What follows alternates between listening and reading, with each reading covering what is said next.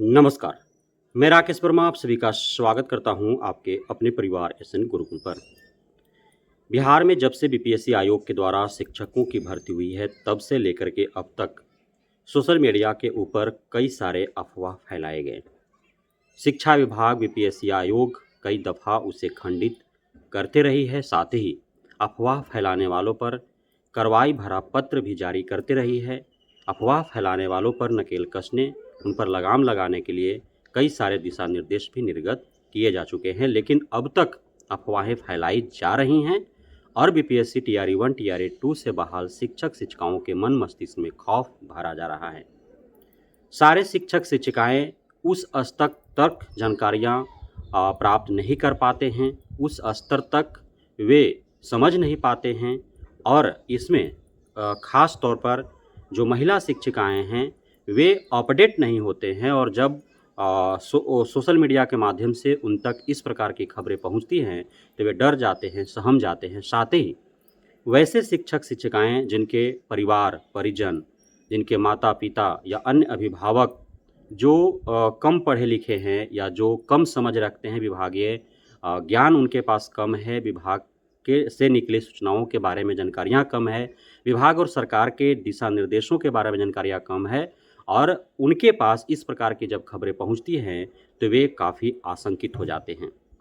कुल मिलाकर के अफवाहें फैलाने वाले जो लोग हैं वे चंद व्यूज बटोरने के लिए, चंद रुपए कमाने के लिए भावनाओं के साथ खेल रहे हैं शिक्षक शिक्षिकाओं, उनके परिजनों से।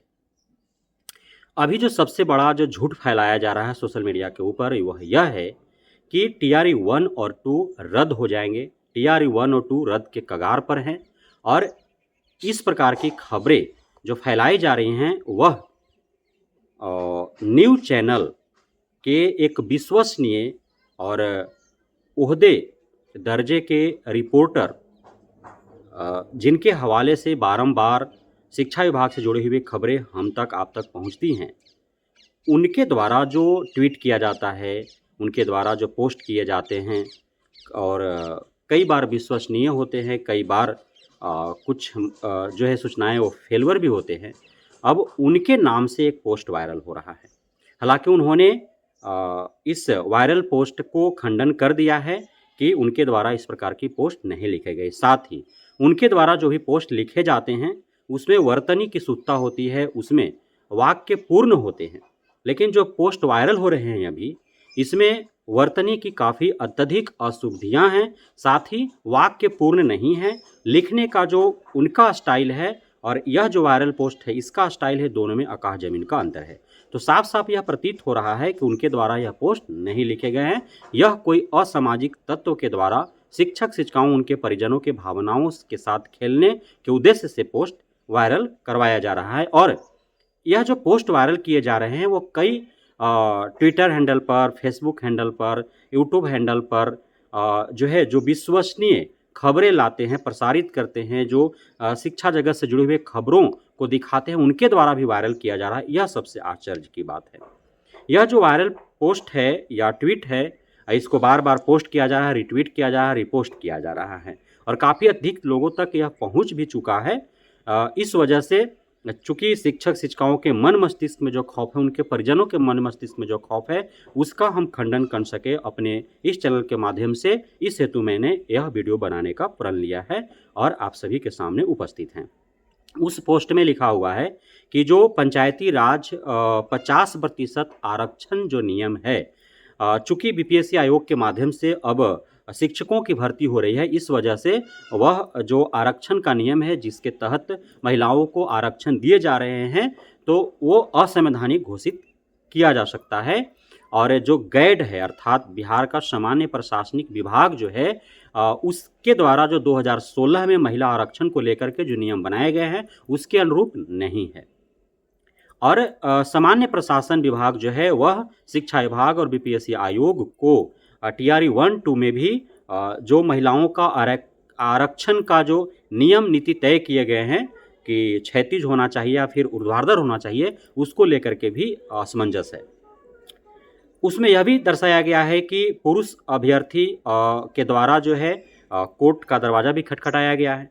अर्थात तमाम दलीलें दी गई हैं और उसके बाद टीआरई 1-2 पर यथाशीघ्र कोर्ट का आदेश आने की उसमें बात कही गई है एवं टीआरई 1-2 रद्द हो जाएंगे, इस प्रकार की भी उसमें बातें कही गई है। और साक्ष्य के तौर पर जो हाल फिलहाल में उत्तर प्रदेश 69,000 शिक्षक भर्ती को लेकर के माननीय हाई कोर्ट जो उत्तर प्रदेश का उसके द्वारा जो खबरें आई हैं, उसके द्वारा जो फैसले दिए गए हैं, उसका हवाला दिया गया है कि वहाँ पे पिछले 6 वर्ष से चली आ रही मामले में जो सुनवाइयाँ हुई और जो आपने देखा, तो उस प्रकार से बिहार का जो पटना हाई कोर्ट है उसके द्वारा भी बीपीएससी टीआरई 1-2 को लेकर के फैसले आ सकते हैं, जिसमें महिला आरक्षण में गड़बड़ी होने का आधार बना करके और टीआरई 1-2 को रद्द किया जा सकता है। यह पूरी तरह से बेबुनियाद और निराधार है। यह जो पोस्ट सोशल मीडिया पर वायरल हो रहे हैं, इसका कोई आधार नहीं है, कोई बुनियादी नहीं है। कोर्ट में केस हुए हैं अथवा नहीं, अब तक किसी को पता नहीं है। हालांकि महिला आरक्षण जो दिए गए हैं और अत्यधिक फायदा महिलाओं का टीआरई 1-2 के माध्यम से जो हुए हैं, तो उससे पुरुषों को नुकसान हुआ है और उसमें उनमें नाराजगी भी है। और कुछ जो है चंदा वाला धंधा अपनाते हुए और कोर्ट केस के नाम पर लोगों को उल्लू भी बना रहे हैं, अपना उल्लू सीधा भी कर रहे हैं। लेकिन अब तक महिला आरक्षण के मामले में कौन कोर्ट गया है, केस नंबर क्या है, कहाँ तक पहुँच पाए हैं लोग, उसमें गाइड क्या कर रही है और अन्य तरह के जो दलीलें दी गई हैं उसमें कितनी सच्चाई है, ये जो है अब तक किसी को पता नहीं है। कुल मिलाकर के जिनके नाम लिख करके और उनके हवाले से जो एक खबरें प्रसारित की जा रही है, यह पूरी तरह से झूठ है, अफवाह है। इन प्रकार के खबरों से हमें आपको बचने की आवश्यकता है।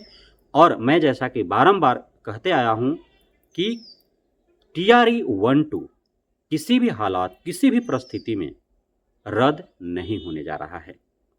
अब तक जैसे हो गए वो वैसे ही रहेंगे, किसी को हटाया नहीं जाएगा जो योग्य हैं, जो सही हैं। बाकी जो फर्जी हैं, जो अयोग्य हैं, उन्हें हटाए जा रहे हैं, उनको हटाए जाएंगे। अब आरक्षण का जो मसला रहा, उस पर सामान्य प्रशासन जो डिपार्टमेंट है, आयोग है, उसके द्वारा जो दिशा निर्देश दिए गए हैं उसका अनुपालन आगामी शिक्षक भर्ती में हो सकते हैं। पूर्व के शिक्षक भर्ती में अब जो हो गए हैं उसमें सुधार और संशोधन करना काफ़ी मुश्किल सा दिख रहा है।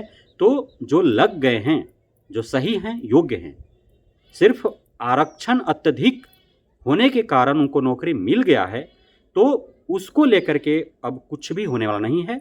कोर्ट में केस हो भी गए होंगे, कोर्ट केस का निर्णय आ भी जाएगा पुरुष अभ्यर्थियों के पक्ष में भी, फिर भी कुछ नहीं होने वाले हैं, क्योंकि हर कोर्ट केस का अनुपालन सरकार और विभाग नहीं करती है।